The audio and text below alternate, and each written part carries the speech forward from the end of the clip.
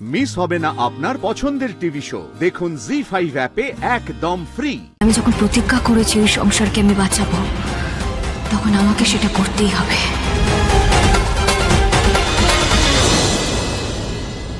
আমি অবাক হয়ে যাচ্ছি শ্রী, যে শ্রী মিথ্যেকে ঘৃণা করত, আজকাল মিথ্যে বলাটা তার স্বভাব হয়ে দাঁড়িয়েছে। রাজ প্লিজ, তুমি খুব ভালো করে জানো আমি মিথ্যে সহ্য করতে পারি না, আর আজও আমি মিথ্যে সহ্য করতে পারবো না।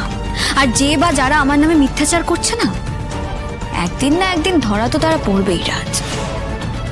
রাজ, লাভলি আর বাদল মিলে তোমাকে যে ভিডিওটা পাঠিয়েছে সেটা দেখে স্পষ্ট বোঝা যাচ্ছে বিপাশার পায়ে সত্যি কিছু হয়নি। আচ্ছা তাই নাকি? মানে শ্রী, আমি বুঝতে পারছি না, তুমি কি নিজেকে ডক্টর ভাবছো? আমি বিপাশাকে ডক্টরের কাছে নিয়ে গেছিলাম, উনি নিজে বলেছেন যে বিপাশার চোটটা সিরিয়াস। শ্রী, তুমি ডক্টরের কথার উপরে কথা বলতে পারো না। আর কি বলছো? এই বাদল আর লাভলি ফাজলামি করে একটা ভিডিও করেছে বিপাশার, আর সেটা আমি বিশ্বাস করে নেবো? সেটা মানে এতটুকু লজ্জা নেই নাকি তোমাদের? রাজ, আমি শ্রীকে বিশ্বাস করি। শ্রী যখন বলছে যে বিপাশা নাটক করছে, তারপরে নিশ্চয়ই এর পেছনে যুক্তি আর প্রমাণ আছে, তাহলে সে কথাগুলো বলে না। আচ্ছা রাজ, বাদল, লাভলি এরাও কিন্তু একই কথা বলছে। এতগুলো মানুষ নিশ্চয়ই মিথ্যে কথা বলবে না। বাবা প্লিজ, বাদল আর লাভলিকে শ্রী যেটা বুঝিয়েছে ওরা সেটাই বলছে, আর তুমি শ্রী এর রুমালে চোখ ঢেকে রাখতে পারো, আমি না। শোনো রাজ, কেউ না আমার রুমালে চোখ ঢেকে নেই, বরং তুমি বিপাশার ভালো মানুষের রুমালে নিজের চোখটা ঢেকে রেখেছো। যদি তাই হতো শ্রী, তাহলে এতক্ষণে তো তুমি প্রমাণ করে দিতে পারতে। পেরেছো? পারোনি তুমি। বারবার তুমি নিজের ফেলা জালে ফেসে যাচ্ছ। তুমি কেন বুঝতে চাইছো না রাজ? ওই বিপাশা এত কিছু করছে শুধুমাত্র তোমাকে আমার থেকে ছিনিয়ে নেওয়ার জন্য। কেন এটা তুমি বুঝতে পারছো না? ইনফ্যাক্ট বিপাশা নিজে আমাকে এই কথাটা বলেছিল। হ্যাঁ দাদা, বিপাশাদি দোলের দিন আমাকে ঠিক একই কথা বলেছে। শ্রীকে রাজের জীবন থেকে দূর করে দেওয়ার খেলায় যে আমিও আছি, সেটা এরা জেনে গেল না তো? কি বললে তুমি? কি বললে? বিপাশা এইসব কথা বলেছে? আমি বিশ্বাস করি না। হ্যাঁ বাবা, তুই একদম বিশ্বাস করিসনি। তাছাড়া দেখ, ওই বিপাশা ম্যাডাম এই কথাটা যে বলেছে তার কোনো প্রমাণ আছে তোমাদের কাছে? হ্যাঁ, ওদের মুখের কথা, এই অলক্ষীগুলোর মুখের কথা কেন বিশ্বাস করব? তাছাড়া তুই ভেবে দেখ, কত বড় বাড়ির মেয়ে, কত গুণী মেয়ে, হ্যাঁ সৎ মেয়ে, তাকে রাস্তায় টেনে এনে এরা কাদা দিচ্ছে, তার গায়ে বদনাম করছে। একদম ঠিক বলেছো। আমি তো ভাবতে পারছি, মানে বিপাশা, মানে বিপাশার মতো মেয়ে হাজার হাজার বিজনেসম্যান ছেলে পেয়ে যাবে, ওনার নাকি আর কাজ নেই, উনি নাকি আমাকে ওর থেকে ছিনিয়ে নিতে চায়। কেন এইসব করবে? আরে উনি বিজনেস উম্যান, উনি অনেক কাজ, সারাদিন কাজ করেন, আর সেই সব না, ওনার এখন একটাই প্ল্যান, কিভাবে আমাকে ওর থেকে ছিনিয়ে।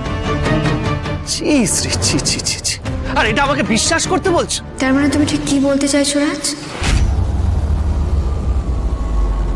আমি প্রত্যেকটা কথা বানিয়ে বানিয়ে বলছি, আমি মিথ্যে বলছি, এটাই প্রমাণ করতে চাইছো তো তুমি? হ্যাঁ বলছো শ্রী, তুমি মিথ্যে বলছো। সত্যিটা কি জানো? তুমি বিপাশাকে সহ্য করতে পারো না। যবে থেকে আমি ওর সাথে কাজ করছি, তোমার ওকে জাস্ট ভালো লাগে না, আর সেই জন্য তুমি এইসব কথা বানিয়ে বানিয়ে ওর নামে বলছো। আমি এতদিন বিপাশার সাথে কাজ করছি, আমি কিছু বুঝলাম, কিন্তু তুমি বুঝে গেলে কি করে? কি করে এটা সম্ভব শ্রী? সম্ভব কারণ এর পেছনে অনেক বড় কোনো রহস্য লুকিয়ে আছে রাজ, অনেক কারণ আছে। হ্যাঁ, এখন আমি সবটা বলতে পারছি না, কিন্তু একদিন এই সত্যিটা আমি প্রকাশ করেই দেব। তখনই তুমি বুঝতে পারবে কে ঠিক আর কে ভুল, সবটা প্রমাণ হয়ে যাবে তোমার কাছে। আগে সেই রহস্য, সেই কারণটা খুঁজে বের করে দেখাও। যদি প্রমাণ করতে পারো যে তুমি সত্যি কথা বলছো, তারপর তোমার সব কথা শুনবো। কিন্তু তুমি যদি প্রমাণ না করতে পারো, তখন কি হবে? যদি প্রমাণ করতে না পারি, তখন আমি এই বাড়ি ছেড়ে চলে যাব।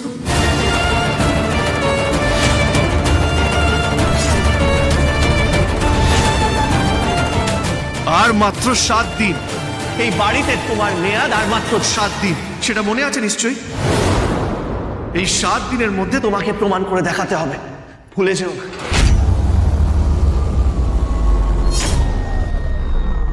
রাজ, কি উল্টোপাল্টা কথা বলছিস তুই তখন থেকে?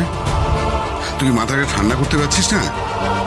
বাবা, তুই কিন্তু নিজের বিপদ নিজেই ডেকে আনছিস। আর শোনো বড় বৌমা, এই 7 দিনের কথা তুমি একদম বলবে না।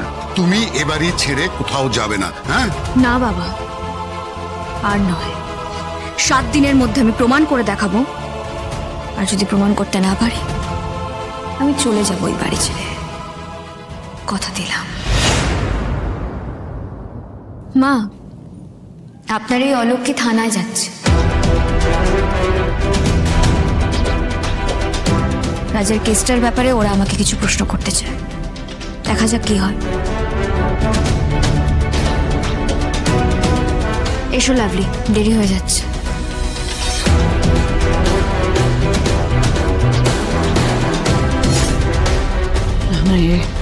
অলক্ষ্মী যেরকম জোর দিয়ে কথা বলছে, আমার তো মনে হচ্ছে কিছু না কিছু একটা হয়তো প্রমাণ করে দেবে। আর তারপর যদি রাজাবা জানতে পারে যে আমি এর সঙ্গে জড়িত, আমি এসব করছি, তখন কি হবে? দিদি, তুমি এত জোর করে এত কথা কেন বলতে গেলে বলো তো? তাহলে কি করতাম লাভলি?